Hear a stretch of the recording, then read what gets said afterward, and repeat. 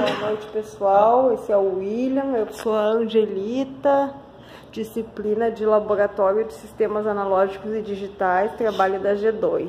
Vamos, a gente vai descrever um pouco de como foi o trabalho, de como que a gente fez para desenvolver esse trabalho. Então o trabalho era como a Angelita falou, cadeira de Laboratório de Sistemas Analógicos e Digitais, né?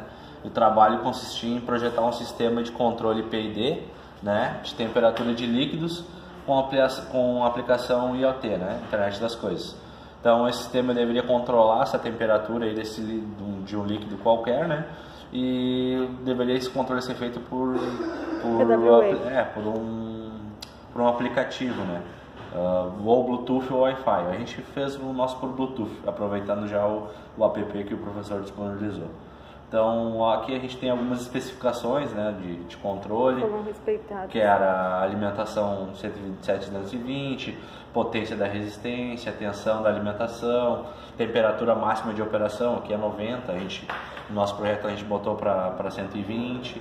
Então tem o controlador PID, né, e o acionamento de chaveamento PWM, um circuito de acionamento óptico isolado, transistor IRF740 de chaveamento, e aí interface homem-máquina, uma EHM, né, que era ou Bluetooth ou Wi-Fi, um sensor de temperatura LM35, aqui pedia encapsulado, né, mas a gente fez só para laboratório mesmo, usamos um LM35 normal.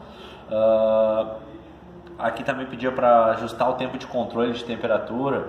Então essa parte de controle a gente não fez. A gente só fez a parte no caso de tempo, né? A gente só fez a parte de temperatura mesmo. Então a gente deveria montar esse circuito numa placa de circuito impresso. E aqui tem mais algumas outras especificações. Pedir especificações de app, que a gente já pegou do professor pronto, né? E, bom, enfim, a princípio tinha essas especificações. Então, no começo do projeto, a gente desenhou até no quadro aqui, né, mais ou menos a ideia que a gente teve para começar a projetar para desenvolver esse projeto. Esse foi o circuito simulado que deu certo, que foi montado. A gente montou. Então, qual era a ideia mais ou menos? Essa é a versão final. Isso, qual é a ideia mais ou menos? A gente tem uma fonte externa, poderia ser fonte de celular, qualquer fonte. Essa fonte 110 ou 220, né, uma fonte AC, e na saída dela poderia dar 10, 15 volts, enfim. E aí a gente colocou dois reguladores, né, um 7808 para ter 8 volts na saída, e isso aqui a gente pegou duas fontes separadas, né. A primeira fonte a gente ligou essa fonte e botou um regulador de tensão para ter 8 volts na saída. Numa outra fonte separada dessa, a gente fez outra fonte com o regulador 7812 para ter 12 volts na saída. Aqui tem, se tu pegar o datasheet desse componente, ele mostra direitinho como tem que se montar. Então, depois a gente vai botar todos os datasheets que a gente usou, código. Mas a gente usou conforme as especificações dos datasheets dos componentes. O datasheet lá pedia um capacitor de 100 nano aqui e um capacitor de 330 aqui, se eu não me engano, era isso aí. Depois eu mostro direitinho. Beleza. Então a gente fez essas duas. Então, primeira parte das fontes, ok. Daí depois vinha para o nosso circuito. O nosso circuito era composto do LM35, que é o sensor de temperatura.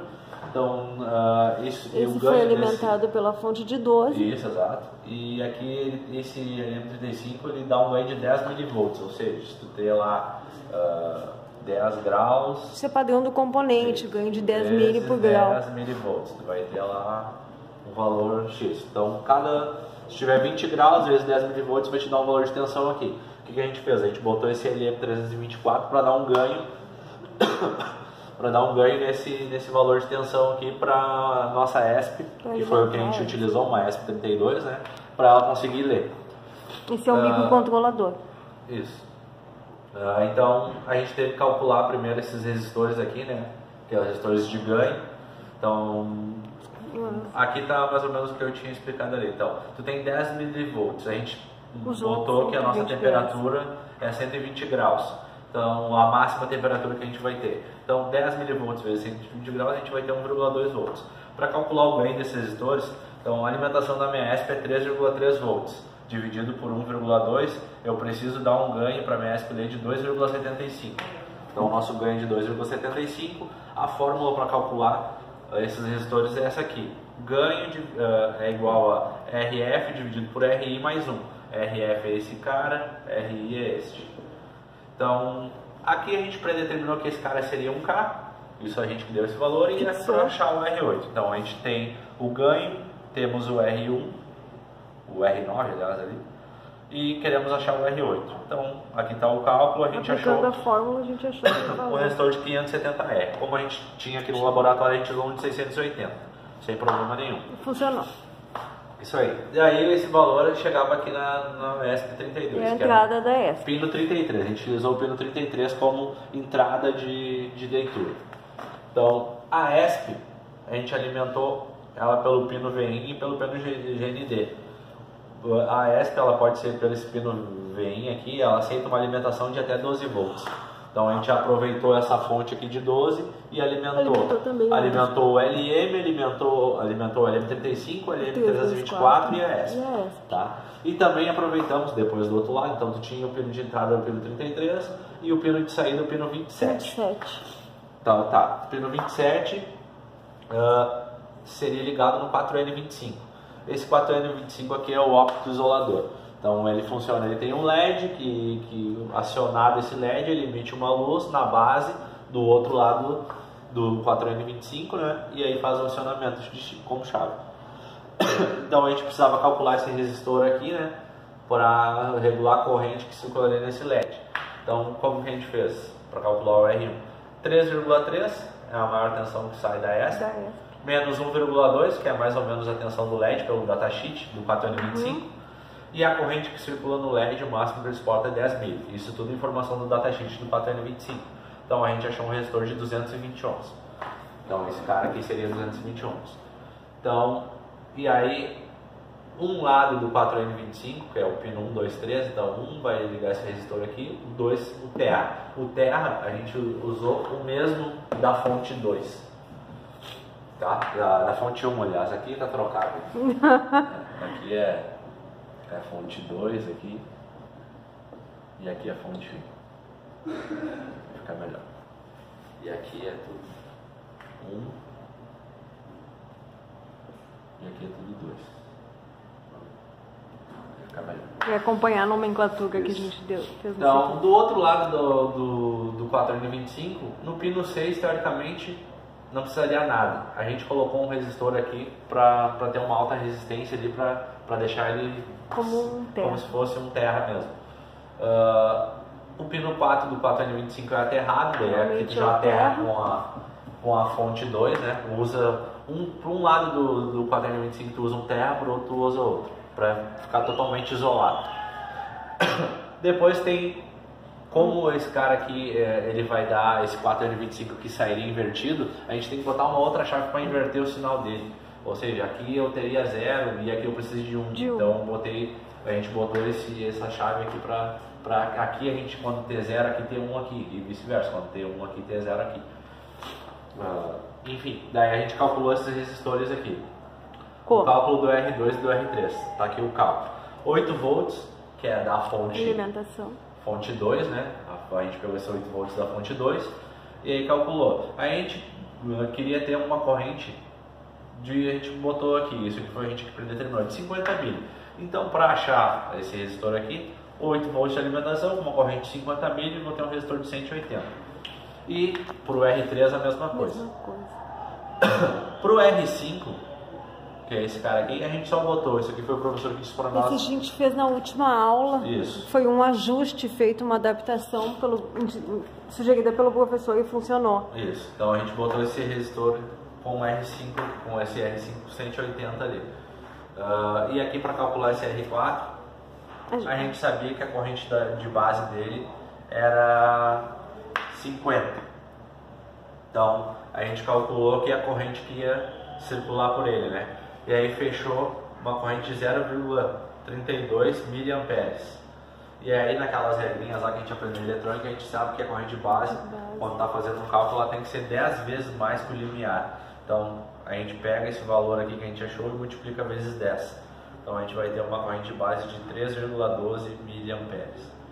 Então, como a gente tem a corrente, a gente teria uma corrente de 3,12 circulando aqui. Então a gente tem 8 volts de alimentação, desconta a queda de tensão que tem aqui, que é 0,7, dividido pelo R4, que seria o resistor. Então, como a gente já tem a corrente de base 8 menos 0,7 dá 6,3, então a gente já achou o R4. Então a gente achou o R4 com 2,33K. Como a gente tinha no laboratório, a gente usou um 2K2. Então, feito esses cálculos aqui, a gente tem esse BC337 como chave. E aqui a gente ligaria no transistor de chaveamento, que era o IRF 740. Tá?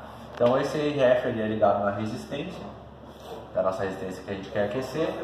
Esse 220 aqui a gente liga ele numa fonte, né?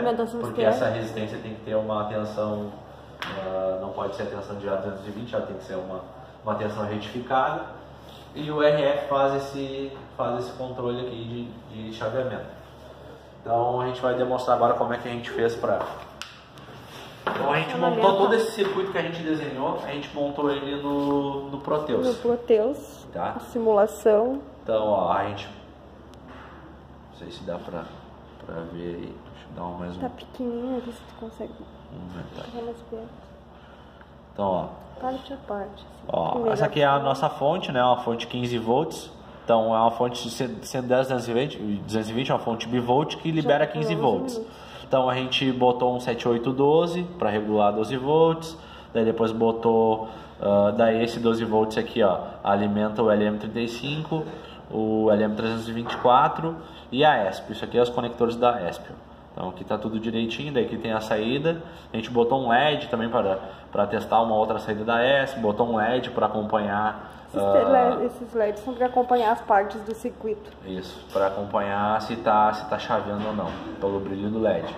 Então aqui está a nossa outra fonte de 15 também, que aqui é o 7808 está controlando. Isso alimenta um 4N25, esse sinal aqui está a saída do 4N25, como eu estava explicando. Tudo exatamente como está montado ali. Às vezes pode ter diferença dos resistores, que isso aí é ajuste que a gente fez na hora. Então, ó, o IRF 540, mas 740, na realidade como aqui a gente não tinha, a gente botou os 540. E aí está a resistência e a ponte.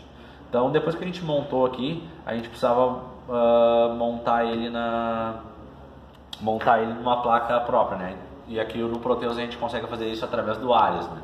Então quando tu monta todo o circuito, tu abre o Ares, aqui já está a nossa placa montada, né? Ele te dá toda a lista de componentes, tu vai jogando e depois tu roteia, ele roteia tudo e te dá uma placa pronta. E aí o que tu faz? Tu vem aqui, ó, File, Sport, deixa eu ver onde é que tá aqui, é Output aqui. Output, Sport Graphics, e aí tu bota aqui, ó, Sport Adobe PDF. Que é que tu quer, eu quero selecionar, ó, tá vendo, ó, top, bottom e top, eu quero selecionar só o bottom. Então tá. E aí tu vai dar um OK aqui. Ele vai te exportar isso aí. Depois a gente bota um link direitinho, ó. Ele te exportou todinha as trilhas e ilhas da placa. E o que tu faz? Isso tu vai imprimir ela num papel específico para passar para uma PCI. Então seria mais ou menos assim, ó. Tu vai imprimir ela num papel, né? Num papel específico, num papel contact adesivo. E aí tu iria pegar uma plaquinha toda de fenolítico, ombreada, né? E iria passar esse cara aqui pra cá. Como é que tu passa? Tu bota ela aqui em cima, esquenta isso, pode ser com ferro de passar, pode ser com uma prensa quente, enfim, tem diversas maneiras. Depois a gente bota um link ali direitinho de como tu fazer isso, exatamente. Aí, mas... Então, e aí depois que ela tiver, esse desenho aqui vai sair todo nessa placa.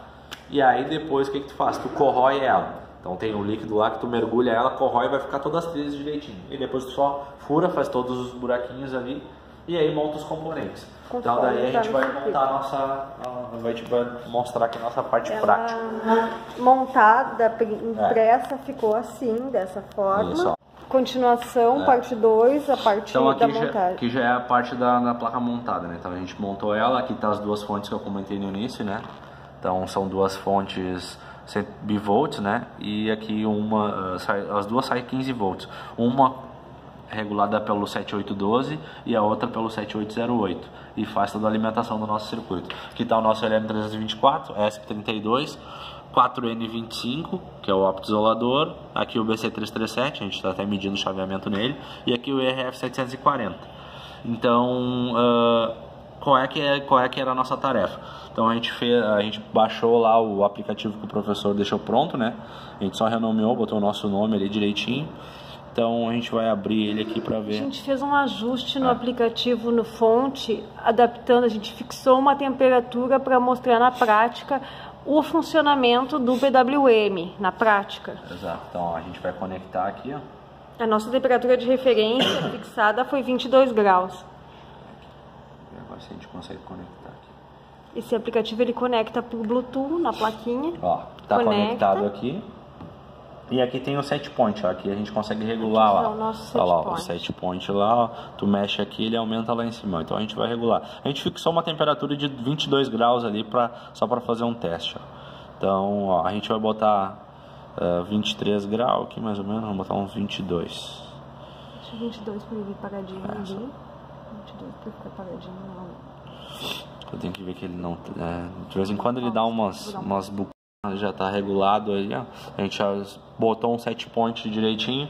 Pode ver lá que a gente tá medindo aqui ele no BC337, ó, no coletor. Coletor do BC, isso. A temperatura tá menor. Isso, ó. E lá ele tá chaveando, ó. Aqui agora aqui a gente igualou a temperatura. Isso, só pra ver lá, ó, como ele tá chaveando. A saída do BC, do coletor do BC, esse é o sinal. Isso, ó, tá vendo que ele tá chaveando ali no coletor. Agora a gente vai ligar aqui a outra parte, ó. Vamos ligar a parte que seria da resistência, né? A saída do transistor chaveando. Então, ó, aqui tá ligado a nossa resistência, ó. Aqui, se você olhar ali dentro, tem uma resistência com água. Tem uma resistência aqui dentro. Esse dispositivo foi feito pelo professor pra gente poder testar. Ó, tá ligado aqui, ó. A gente tem uma tomadinha aqui no nosso circuito. A gente tem aqui uma tomadinha, dá pra ver. Aqui tá a ponte. Ponte de diodo. Isso. Então a gente vai ligar ela aqui. Ó. Ela já tá chaveando na... Ela já tá chaveando, ó. A gente vai dar um pause aqui pra ver. Vou dar um stop na tela pra tentar olhar o sinal. Ó. Então aqui é a parte onde, ó, ele tá chaveando lá na entrada, né? Lá na parte do BC. Circuito todo acionado. Temperatura setada. E ele fazendo um chaveamento. Ó, vou dar o 1 aqui. Pra gente ver aqui no osciloscópio, a gente tem que dar um pause no sinal, se a gente não consegue ver. E aí ver bem certinho a parte de quando ele tá ligado e desligado, ou seja, que quando ele tá no topo tem energia e quando tá abaixo tá desligado. Isso, ele tá acionando e desacionando de forma a controlar nos 22 graus que a gente pediu lá. Exatamente. Essa é a forma que ele tem de manter a temperatura. Isso fica muito claro o funcionamento nessas duas saídas.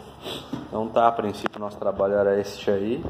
Não sei se a gente conseguiu explicar bem. Depois a gente vai postar todos os códigos que a gente usou, o desenho no Proteus, a gente posta tudo ali.